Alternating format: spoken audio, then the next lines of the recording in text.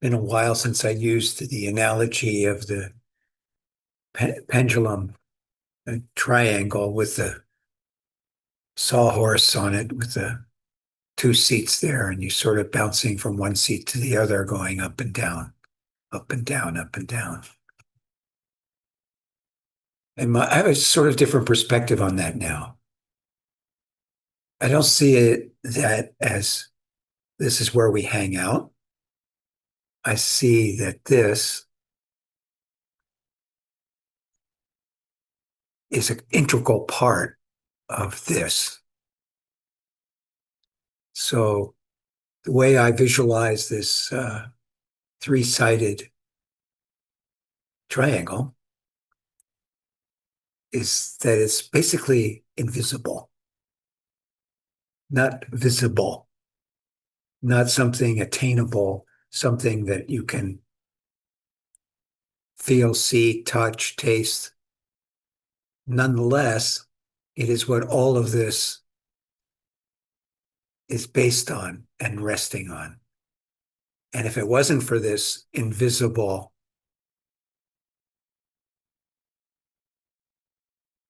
triangle, three sides, Buddha, Dharma, Sangha, then this up and down would be a pretty treacherous experience because when you're in it over here, you have no idea what's holding this all together. So I don't think that as Buddha's teachings, he always sort of made clear that it is and it isn't.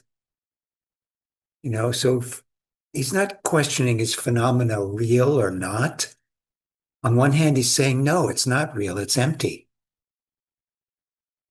But on the other hand, he's saying it's not real. So it's not like we're trying to get somewhere. I keep saying this all the time. The whole reason for me that I love Zen and coined this organization called Ordinary Zen because I want it to be such a basic part of who we are already, how we live, and not something that we are trying to attain. But by sitting and totally embracing everything that we are, that's it. That's so much easier to say than to do. I can say it, right? Yeah. What's he talking about? But I use it as a kind of expedient means to remind myself when I'm in the midst of it and I'm having a difficult time, you know, never give up because just because you don't see it right at this moment doesn't mean it doesn't exist the way it actually is. It's just that you don't understand it from your limited perspective. And we always have a limited perspective as being in this body. However, nonetheless, there's this omnipresent, invisible energy, if you will, that everything is based on, that everything rests on, that everything that so-called exists and phenomenally is only visible because of this. So even though we can't see our original nature, even though we can't pin it down and say, this is our original nature, nonetheless, it's there all the time. So the reason that's so important is because I think as humans, we have a lot of self-doubt. We have a lot of fear about the unknown. We have a lot of anxiety around what's next.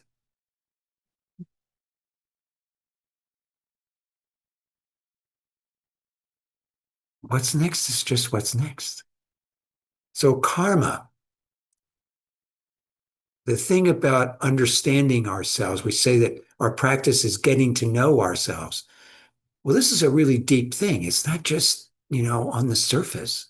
It's not just your emotional state, how your parents treated you, where you were grown up, blah, blah, blah, blah. All of that is, yes, relevant and important, but it has to be in context. And the context is this ground of being. That's the context it should be in. When it's in that ground of being, it doesn't have the power over you because you're not giving yourself over to it because you recognize that you aren't that self. You're not that self. So freedom really is in letting go of I, me, and mine and the self. That's what's going up and down on the seesaw. What it's sitting on, the original nature, is free of any sort of up and down. It's complete rest, complete calm, complete stillness, complete suchness of all that is. And it's just there, unavailable to our ideas and our sense of who we think we are. But in order to discover it, we have to take this journey of discovering who we are, letting go of it, and seeing what's there. And at the same time, enjoy living your karma out. I mean, this is it. What else you got to do? So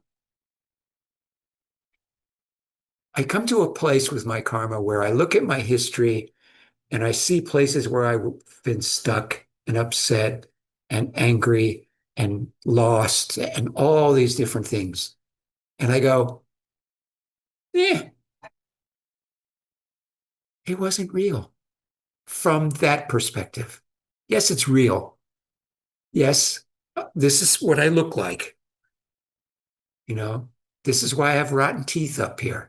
This is why my feet hurt. This is why as I'm getting old and getting ready to die, these things are going wrong. It's all happening. I can't deny it, but I can appreciate it from a different place than a burden.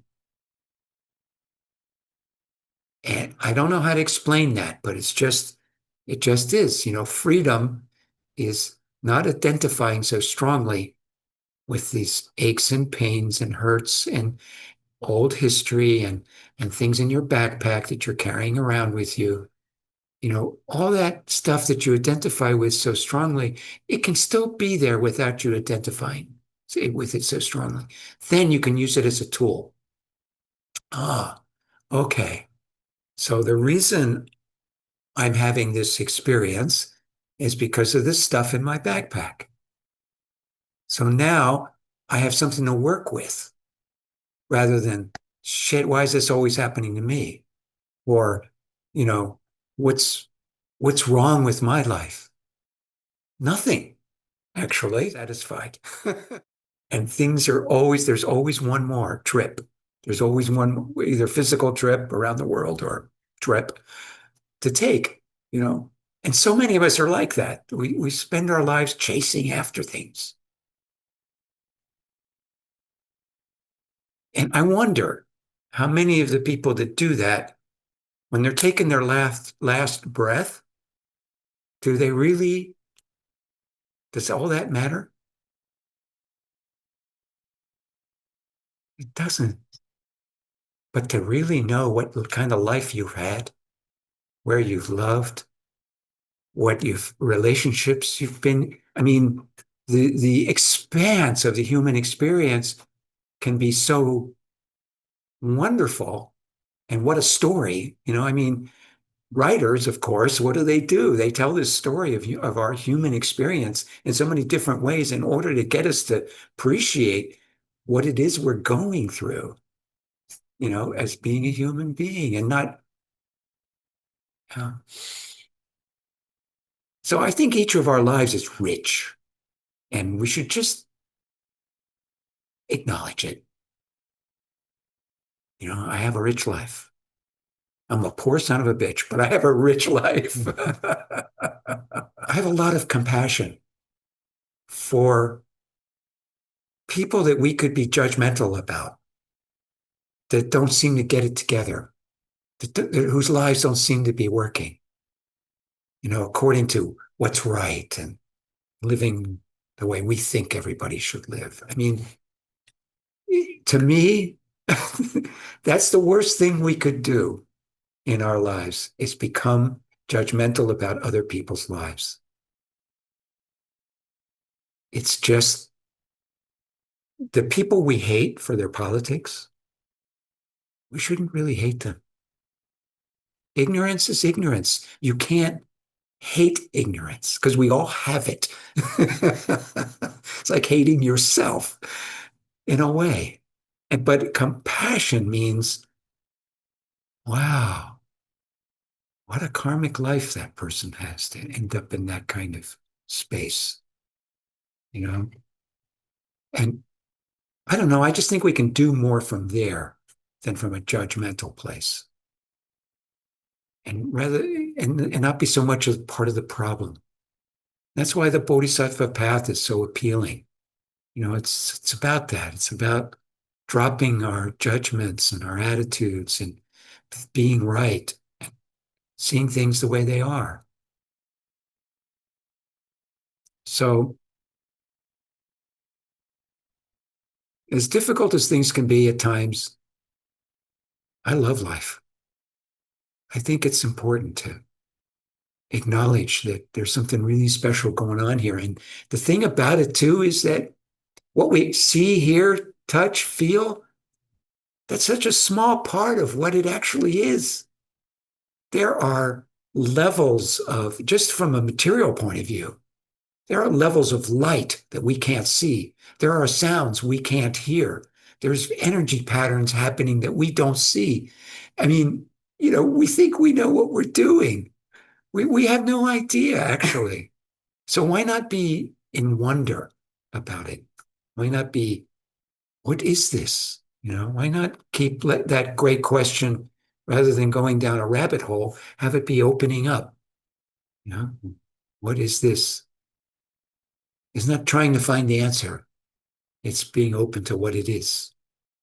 It's different, trying to find the answer. Spent a lot of years trying to find the answer. Why do I feel like this? Now I'm an old man and I don't really care that much anymore. So I don't know what kind of advice I could give young people. Except pay attention because what you do now is going to affect you for the rest of your life. Watch out. Watch out. What you think, what you do, how you act, it's all going to come back at you one way or another. So have fun. I guess I just am happy to be here and sit with you guys and just be, just be. No great shakes, just everything just the way it is.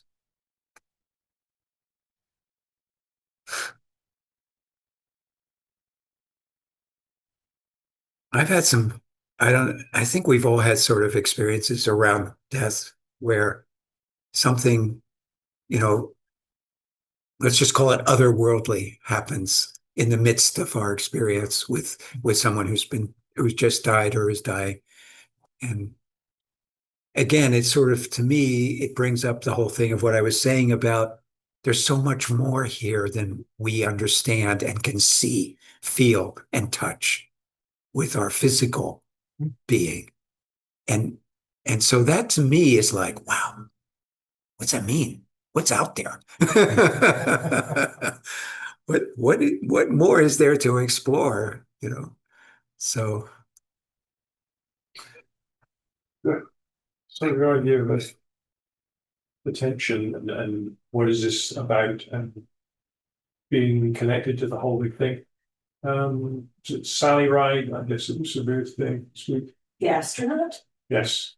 Mhm. And she was another one of these people who did amazing things, of course, like that first woman in space, this woman person at the time too. And she recounts herself again as a common experience of looking back at the Earth, seeing that that's it, that's everything that we know. Everybody who's ever been is all on that little rock, all of that. And by the way, it gets even more weird because if you look, like you just see a very, very thin blue line around the curve. That's the atmosphere. Of Yeah. course, that's the space that we're all in, and that's where we all Mm. find when we're all in with that. She said that was great. And I guess that was wonderful to read, and how she had the presidents and she noted that. And there are other people that have said that too. Like it was about the Hooker, and I said, well, look, Yeah. go back and look Yeah. at the end, and then guys the Apollo. But I guess part of all this is for us to be able to connect with. We don't have to go up in a spaceship Right. and look back. It's like we Right. can't just not connect with that notion without having to physically be in a split place to do it. And Yeah. perhaps that's what a lot of this is about. Or what I at least I want, I hope to achieve. Yes, Yeah. make Yeah. that connection. You think Yeah. how vast all these pictures from the newer telescopes. Yes. Oh my God. How many galaxies? I mean, it's mind-boggling. Here we are. Yeah, little, not even a pinhead. Yeah. Yet and that's only just one aspect. Yeah. What if you go down?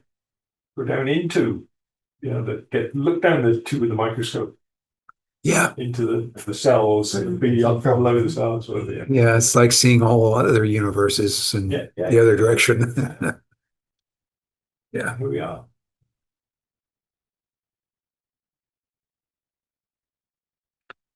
All right.